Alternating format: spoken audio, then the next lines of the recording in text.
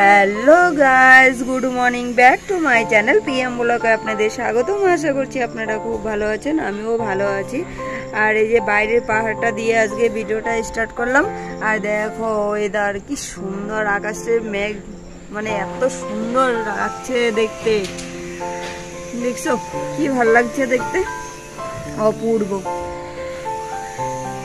ওই পাহাড়ে একটু একটু মেঘলা আছে, কি জানো বৃষ্টি হবে কি নাই। তো যাই হোক, আর এইদিকে এই যে সব জামা কাপড় সবাই মেলে মেলে দিচ্ছে। আমি ওই যে এই কটা জামা কাপড় বাইরে দিলাম, এইটুকু জায়গা ছিল।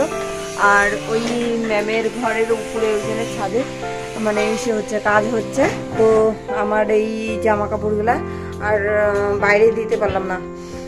আর ইসে কালকে হচ্ছে মানে জামা কাপড় ধুয়েছি সঠিক সময়, কিন্তু আমি মানে বালতির মধ্যে রেখে দিয়েছিলাম, ভুলে গেছিলাম দিতে, তো অনেকটা লেট করে মানে রোদ্রে দিছি।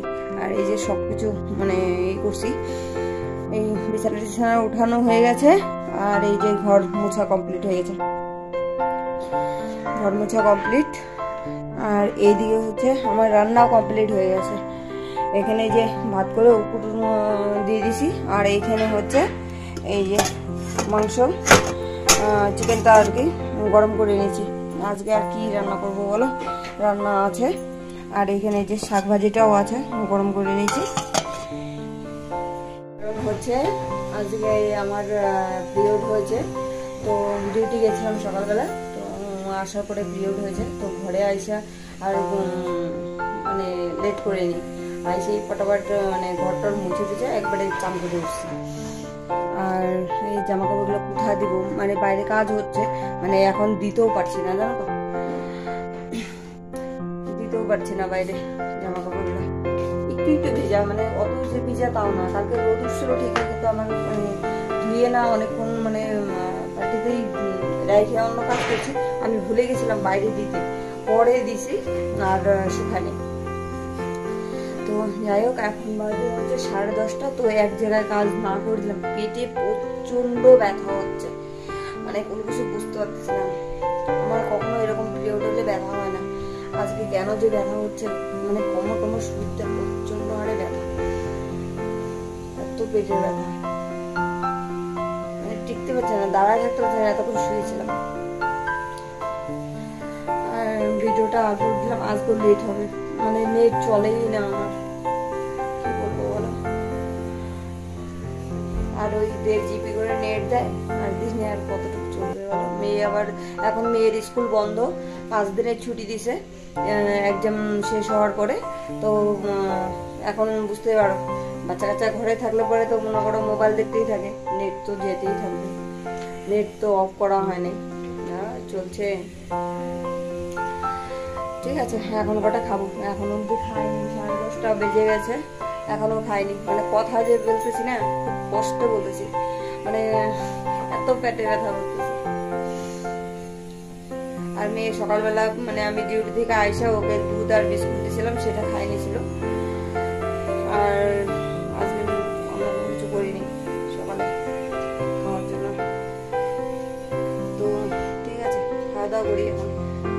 গাইস, ডিউটিতে গেছিলাম, এখন বাজে 2টো, আর পেটে ব্যথা এখনো আছে, চিনচিন করে ব্যথা পড়ে যাচ্ছে। তো ছুটি এক জায়গায় তো ছুটি নিয়েছি, তো ওই জায়গায় ফোন করছিলাম যে আজকে যাইতে পারবো না, তো বললো যে না আসতেই হবে, অল্প একটু কাজ করে দিলেও করে দিতে হবে আর কি। তো গেলাম ওখানে, যাই আস্তে আস্তে একটু কাজ করে দিয়ে তারপরে আসলাম। তো ঘরে আসার পরে না মানে সবার কাছে শুনি স্প্রাইট খাইলে বলে পেটে ব্যথা কমে, একটা স্প্রাইট নিয়ে এলাম। মেয়ে এই যে কতটা খাইলো, আমি একটু খাইলাম, আর এই যে বাকি দিচ্ছে। তো বসে বসে একটু খাইলাম, দেখি কি হয়, যদি কমে। আর কোনো কিছু খাইতেও ইচ্ছা করছে না, বসে বসে এই যে ফ্যানের হাওয়া খাচ্ছিলাম, ফ্যানের হাওয়া খাচ্ছিলাম ঠিকই, কিন্তু চার্জ চলে গেছে। আর কিছু বুঝতে পারছি না, মানে তোমরা কেমন ভিডিও চাও আমার কাছে একটু প্লিজ কমেন্ট করে একটু জানাবে। তাহলে চেষ্টা করবো। দেখো আমি হলো গরিব মানুষ, আমি তো আর কি বলে বাইরে বাইরে যায় যে সিকিমের যে হাই ফাই জায়গাগুলো আমি দেখাইতে পারবো, সেটা তো আমার পক্ষে সম্ভব হচ্ছে না বলো। আমি যেখানেই বেরোতে যাব সেখানেই আমাকে মানে পুঁজিটা নিয়ে বেরোতে হবে, টাকাটা ছাড়া তো আর আমাকে কেউ কোথাও নিয়ে যাবে না বলো। এখন হচ্ছে আমি যদি কোনো জায়গায় যাই তাহলে আমাকে ম্যাক্সিমাম মনে করো 6 থেকে 700 টাকা মানে ম্যাক্সিমাম করে গাড়ি ভাড়া নিয়ে বেরোতে লাগবে।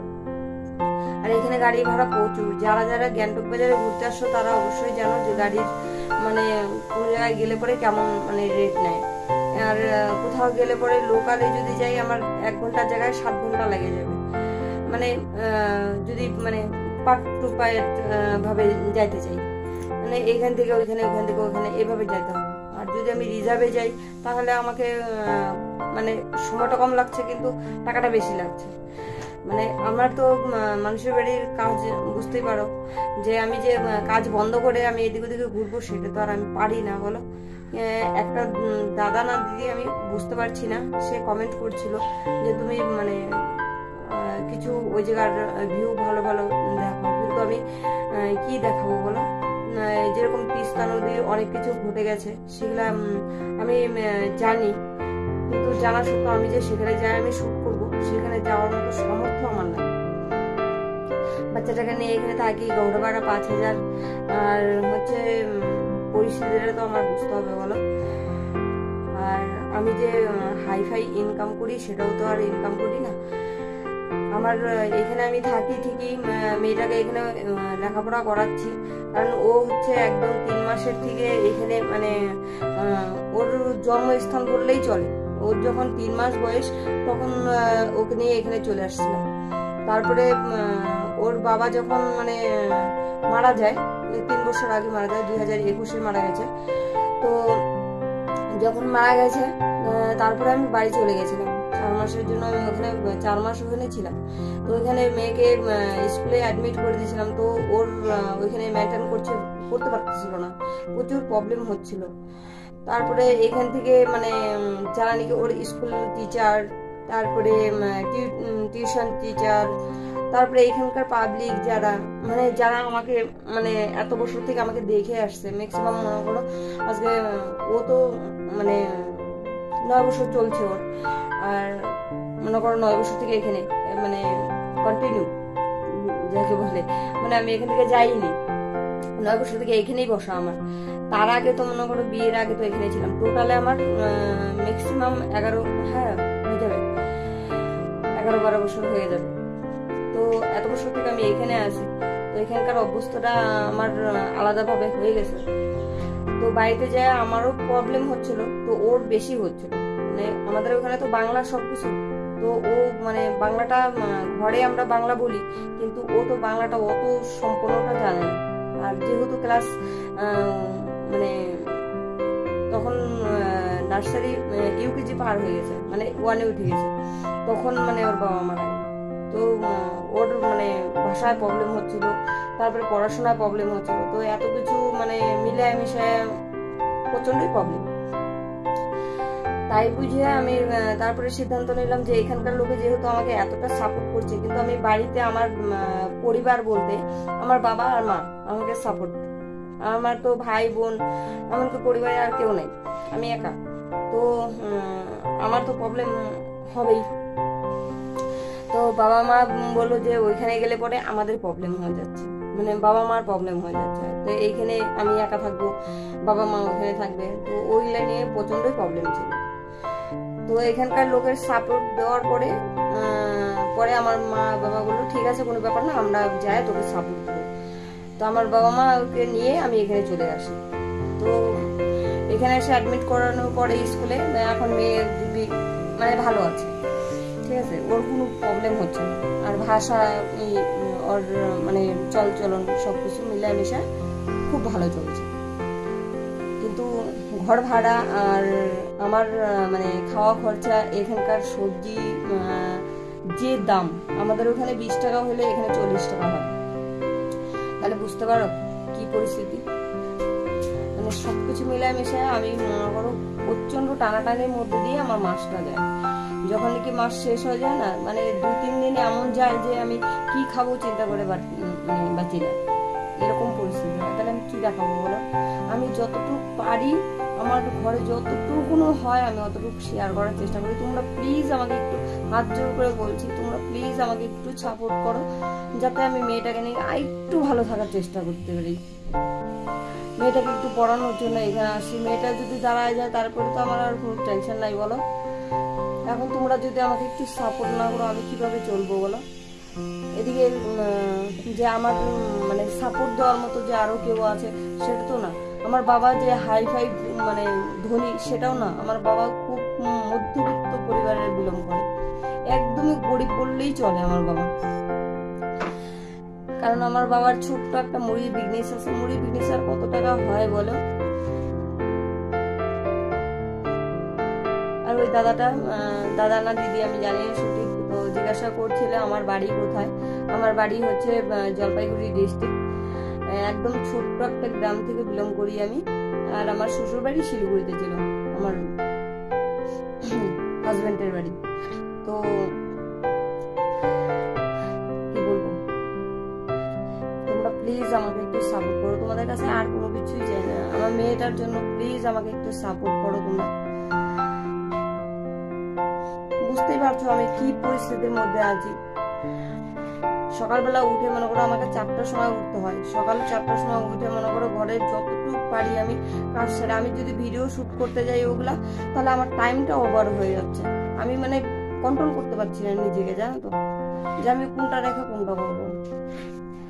মানে ভিডিও শুট করবো আর অতটা মানে সকালবেলা এখানে মনে করো তুমি দেখতে পাচ্ছ কতটুকু জানো না, মানে ঘরে যে আলো ঠিক মতো আসে সেটাও না। তাই এই রুমটার দাম নেয় 5,000 টাকা মাস গেলে। আর সকালবেলা মনে করো সেরকম যে মানে লাইটের ব্যবস্থা আছে আমার সেটাও না। আমার একদমই লাইটের মানে পাওয়ার খুবই কম। তো ভাবছি লাগাবো, ধীরে ধীরে লাগাবো। টাকা পয়সার তো ব্যাপার আছে বলো। একটা বাল্বের দাম হচ্ছে মানে এখানে থেকে আমি নিলে পরে মনে করো 500-600 টাকা নিয়ে নেবো ভালোটা। আর আমাদের ওইখানে মনে করো ওইটা 400 টাকা, 400-450 টাকা নেবে। ওই বাল্বই এখানে মনে করো 600-700 টাকা করে নিয়ে নেয় এক সময়, মানে যার কাছ থেকে যেরকম নিতে পারে। এখানকার তো আলাদা টাইপের। তো ভাবছি বাড়িতে যদি যাই বা বাবা যদি আসে তাহলে লাইটের ব্যবস্থা করবো। তো 2টো লাইট আছে কিন্তু সেরকম মুখটা ক্লিয়ার দেখা যায় না। আর কি বলবো বলো, আর মোবাইলের সব কিছু যে আমি জানি সেটাও কিন্তু না। আমি একদমই অল্প স্বল্প জানি, যেটুকু আমার মানে ইউটিউব দেখে দেখে শেখা, তার মধ্যে থেকে আমি ইউটিউব চ্যানেলটা খুলেছি। তো প্লিজ আমাকে একটু সাপোর্ট করো। আর কিছু করো না কারণ আমার মেয়েটার জন্য, আমার মেয়েটার মুখের দিকে তাকায় প্লিজ একটু সাপোর্ট করো। আমার সাপোর্ট করার মতো কেউ নাই জানো তো। আমার বাবারও অনেক বয়স হয়ে গেছে, 60 বছর পার হয়ে গেছে। এখন সেই বার কত করবে? বাবারও অনেক প্রবলেম, হাই প্রেশার আছে, যখন তখন মাথা ঘুরায়, প্রবলেম। মাও যে সেরকম মানে পারে, মাও বয়স হয়ে যাচ্ছে।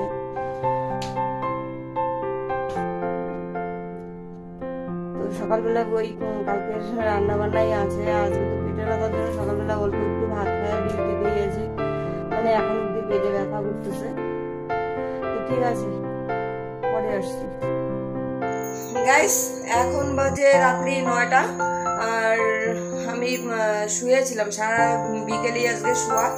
আর হচ্ছে সন্ধ্যাবেলা একটু গেছিলাম একটু দোকানে।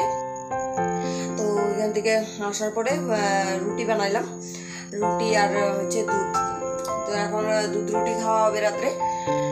আর কি বলবো, এখন অব্দি শরীরটা খুবই খারাপ।